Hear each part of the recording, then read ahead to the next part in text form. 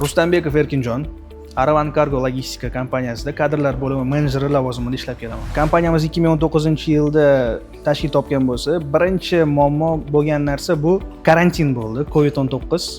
Shu davr ichida juda ko'p kompaniyalar yopilib ketgan.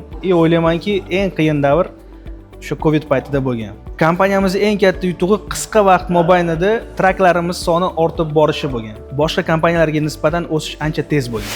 Kompaniyamizning asosiy yo'nalishi bu Amerika Qo'shma Shtatlari hududidagi yuk tashuvchi haydovchilarga xizmat ko'rsatish. Asosiy mijozlarimiz bizda Amazon, UPS, FedEx va shunga o'xshash katta kompaniyalar kiradi.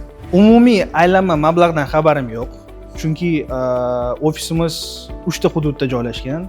Toshkentda, Andijonda va Qirg'izistonda O'shda. Tabiiyki har bitta ofisda ma'lumotlar har xil bo'ladi. Andijon ofisini o'zida bir oylik aylanma mablag' $1 million dan yuqori. Birinchi navbatda O'zbekistondagi yoshlar ambitsiyasini ko'rgan holda, ularni ingliz tiliga bo'lgan qiziqishi juda ham yuqori darajada hozirgi kunda va bu bilimlar bilan bu sohani olib ketish mumkin bo'lganligi uchun. Hozirgi kunda IT yo'nalishi O'zbekistonga juda ham katta tezlik bilan kirib keldi. Oldingi paytlarda kerakli uskunalar chet eldan zakaz qilardik. Biz o'zimiz ishlatadigan ilova chet eldan zakaz bo'lardi. O'zbekistonning o'zidagi IT rivojlanish jarayoni hozir juda ham tezlab ketgani sababli O'zbekistonning o'zida ham shunaqa ilovalar o'ylab topilyapti va ishlab chiqarilyapti. Bu juda katta plus deb o'ylayman.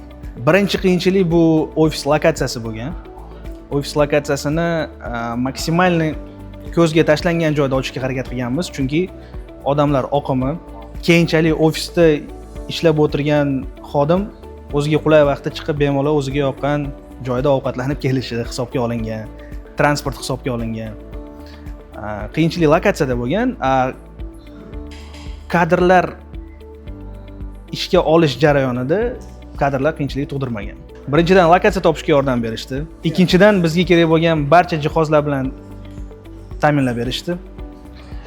Uchinchidan bizi ishimiz, ya'ni texnologiyalar bilan ishlaganimiz sababli ular bilan shartnoma qilishga qaror qilganmiz. Va yana eng asosiy faktorlardan biri bu soliq imtiyozi. Xo'p, IT Park qo'llab-quvvatlashga keladigan bo'lsa, yuqorida aytib o'tganimdek, soliq imtiyozidan foydalanyapmiz. Ya'ni soliqqa to'lash kerak bo'lgan mablag' o'zimiz ofisga qaytib kelyapti va o'sha mablag'lar bilan ofisimizni kengaytirish jarayonini boshlaganmiz. Andijon hududida joylashgan ofisimiz ochilayotgan paytda boshida 6 kishi bilan boshlangan. Hozir 55 ta.